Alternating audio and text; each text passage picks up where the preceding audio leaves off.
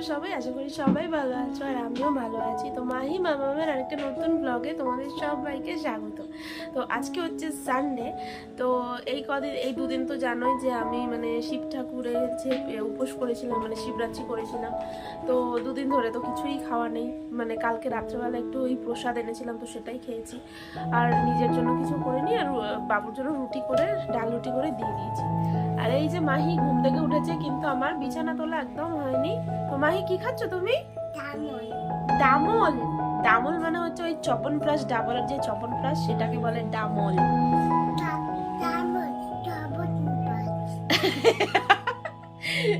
তারপরে তুমি কি খাবে বলো? দুধ খাবো, তাই তো? শুনেছো তোমরা, ওর দুধ খেলে পেটে ব্যথা হয়। না, এটা ভুতু। তো চলো একে একে কি কি কাজ করছি সবই তোমাদের সাথে আজকে শেয়ার করবো। আর আজকে ভালো ভালো খাবারও কিনতে হবে, তো সেগুলোও শেয়ার করছি, ঠিক আছে? দেখো আমার কিন্তু এখানে দেখো সমস্ত কিছু আমি গুছিয়ে দিয়েছি, বিছানা তোলা হয়ে গেছে। আর ওদিকে এবার যাবো রান্নার কাজে। কিন্তু আজকে না অনেকগুলো কাঁচা ভিজিয়ে দিয়েছি, তো কাঁচারটা কাচতে যাব একটু পরে, তো ভাবছি আগে রান্নাটা করে নিই। আর মাহি আর ওর দিদি খেলছে, আর এতক্ষণ একটু ওকে পড়াচ্ছিলাম, কারণ একটু বড় হয়েছে এখন, এরপরে স্কুলে দেবো, তাই জন্য একটুখানি পড়ানোটা অভ্যাস করা উচিত, তাই জন্য একটু পড়াচ্ছিলাম। তাই আর তখন আর তোমাদের সাথে আর ভিডিও করিনি। আর যদি ভিডিও করি ওর দিকেই ও তাকিয়ে থাকে, মানে ভিডিও দিয়েই তাকিয়ে থাকে। তো যাই হোক, পড়াশোনাটা তো একদম কনসেন্ট্রেট একদম করাতে হয়, তাই জন্য আমি কিন্তু ওকে একদম ভালো করে পড়াচ্ছিলাম, মানে একদম কনসেন্ট্রেট করে একদম পড়াচ্ছিলাম যাতে ও ভালো মতো পড়তে পারে। তো চলো আপাতত আমি এখন যাব রান্নাঘরে। তো চলো কি কি রান্না করছি চলো দেখাই তোমাদেরকে। তো দেখো আজকে রবিবার দিনকে কিন্তু দারুণ একটা মানে প্রিপারেশন করছি, তার জন্য আগে ভাতটা বসিয়ে নিচ্ছি। আর এইদিকে দেখো ডিম আর আলুটা কিন্তু আমি সেদ্ধ করে নিয়েছি। তার মানেটা বুঝতে পারছো?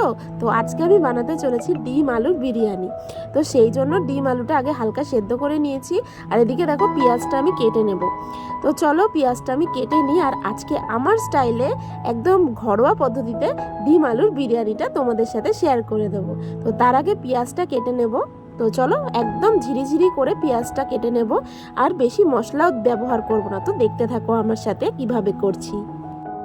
দেখো পেঁয়াজটা কেটে এখানে চলে এসেছি, সবগুলো কেচে টেচে দিলাম। আর মানে এখানেও এই দেখো পেছনেও মেলে রেখেছি, এগুলো মানে সব আজকে কেচে দিয়েছি। মানে আমি ভাবলাম কি যে আগে কেচে দিই, নাহলে আবার যদি জল টল চলে যায়, তারপর পুজোও দেওয়া হয়নি। তো পেঁয়াজটা কেটে রেখেই চলে এসেছিলাম। এরপরে যাব গিয়ে রান্নাটা করব।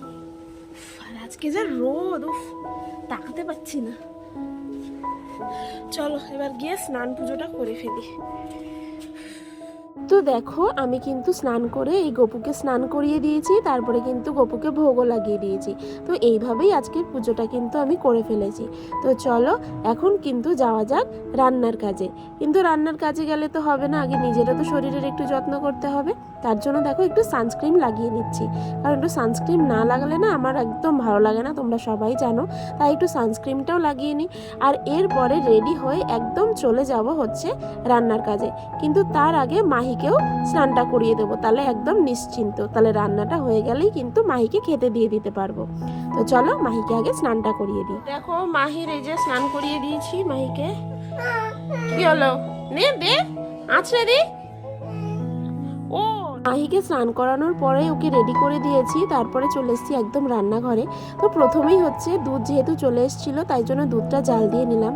আর তারপরে কিন্তু আমি শুরু করব আমার রান্নাটা। তো দেখো আমি তো তোমরা সবাই দেখলে আমি মানে পেঁয়াজটা কেটে গেছিলাম। আর এবার দেখো কতগুলো রসুন কিন্তু আমি ছুলে নিয়েছি। আর এবার এই রসুন আর এক টুকরো আদা এটা কিন্তু একদম থিতিয়ে নেব। আর তোমরা যদি কেউ ঝাল খেতে চাও তাহলে কিন্তু এর সাথে কয়েক টুকরো কাঁচা লঙ্কাও দিতে পারো, কিন্তু আমি এখানে ঝাল একদমই দেব না, কারণ মাহি খাবে, তাই জন্য একদমই ঝাল ব্যবহার করছি না। তো আদা রসুনটা তো একদম পেশা হয়ে গেছে। তো চলো এবার কিন্তু কড়াইটা বসিয়ে নিই।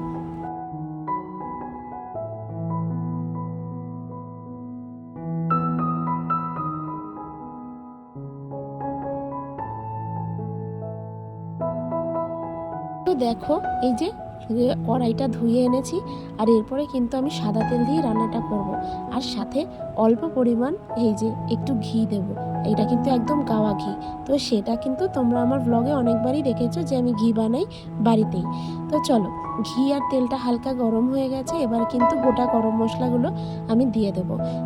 যেমন এর মধ্যে রয়েছে দারচিনি, 2টো এলাচ, আর হচ্ছে কয়েক টুকরো জিরে, আর কয়েকটা গোলমরিচ। তো চলো, এগুলো গরম হয়ে গেছে।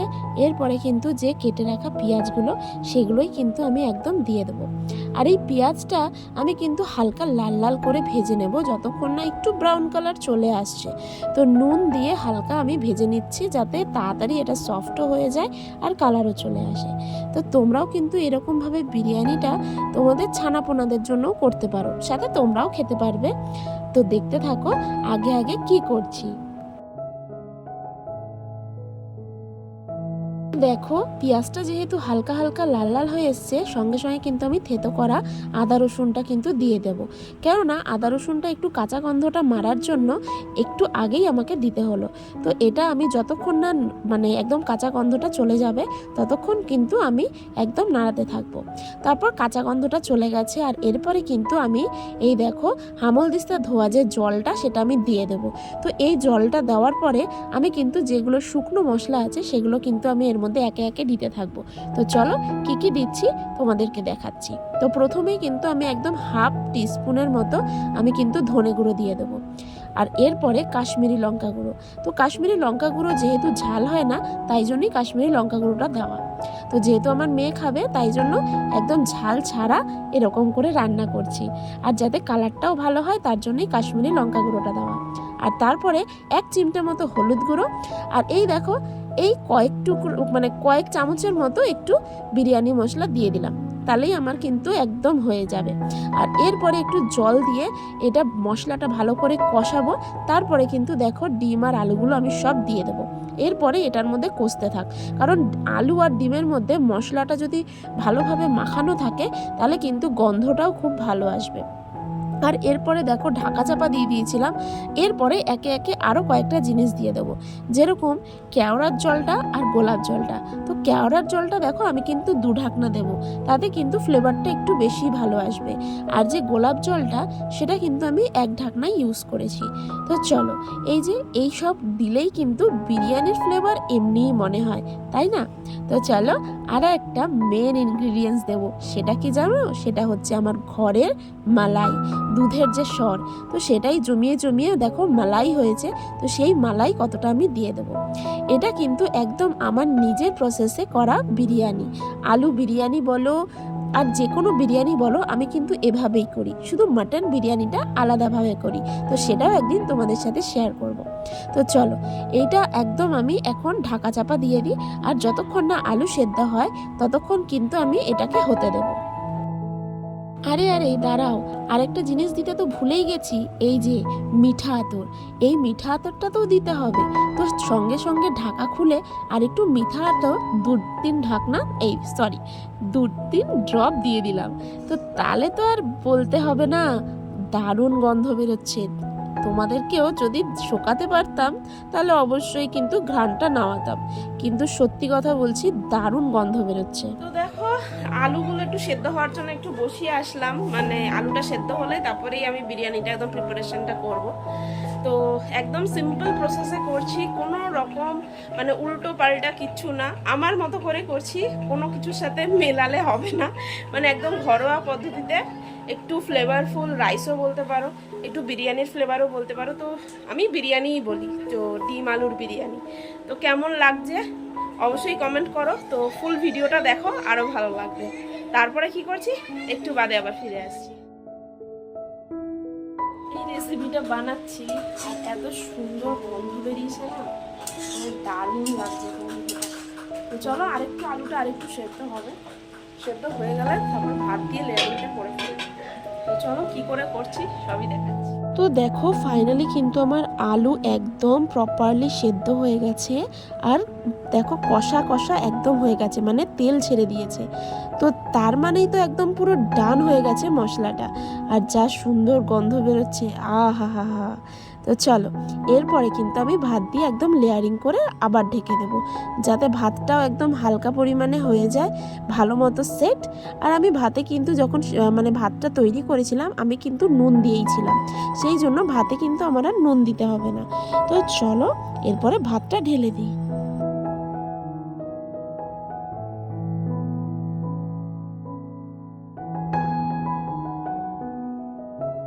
তো দেখো ভাতটা কিন্তু আমি একদম সেট করে দিয়েছি।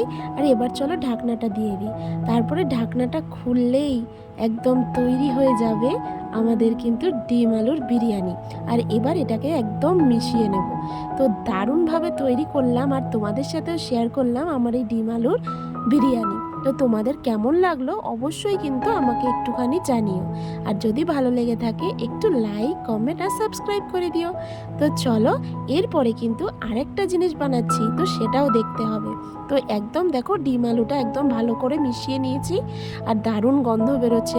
কতবার যে বললাম তোমাদের। আর এই দিকে দেখো ডিম আলুর বিরিয়ানি খাবো আর বিরিয়ানির সাথে একটু রায়তা খাবো না, তা কি ভালো লাগে বলো? তো সেই কারণে একটু শসার রায়তা বানাচ্ছি। এটা মাহিও খুব ভালোবাসে আর আমিও খুব ভালোবাসি, তাই জন্য একটু রায়তা বানিয়ে নিচ্ছি। তো চলো একদম ভালো করে রায়তাটা বানিয়ে নিই। তার আগে দেখো একটা শসাকে ভালো করে কুচি কুচি করে আমি কেটে নেব। আর এইটা কাটা হয়ে গেলে আমার কাছে যে দই আছে সেই দইয়ের মধ্যে এটাকে আমি দিয়ে দেবো। আর দইটা যেহেতু আমার একটু ঘন হয়ে রয়েছে, তো সেহেতু অনেক কিছু জিনিসও আমি দেব। তো সেগুলো কি চলো এক এক করে তোমাদেরকে দেখাচ্ছি। তো প্রথমেই আমি এই দইটার মধ্যে অল্প একটু নুন দিয়ে নেব। তো নুনটা দিলে টেস্টটা তো ভালোই হয়, আর সাথে একটু ভাজা মশলার গুঁড়ো। তো ভাজা মশলাটা দিলেও তো জানোই যে কতটা সুন্দর হয় খেতে। আর তারপরে আমি দিয়ে দেবো একটু বিট লবণ। আর যেহেতু আমার দইটা একটু বেশি গাঢ়, তো তাই জন্য আমি কিন্তু এবারে ওর মধ্যে একটু জলও দিয়ে দেবো। তো জলটা দিলে একটু লাইট হবে আর খেতেও ভালো লাগবে। তো আমি তো এইভাবেই আমি কিন্তু বানাই হয়েছে রায়তা। তো রায়তাটা কিন্তু আমার একদম কমপ্লিট হয়ে গেছে। চলো এবার কিন্তু মাহির জন্য খাবারটাও বাড়তে হবে।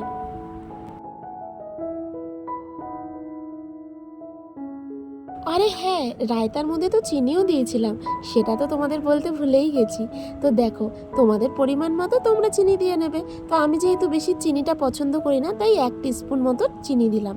তো চলো একদম রেডি হয়ে গেছে আমার রায়তা।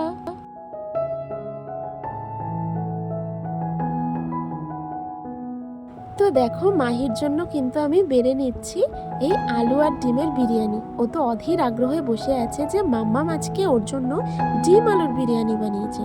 তো চলো আর দেরি কেন, বাচ্চাটাকে খেতেও দিয়ে দিই আর সাথে আমিও খেয়ে নিই গরম গরম ডিম আলুর বিরিয়ানি।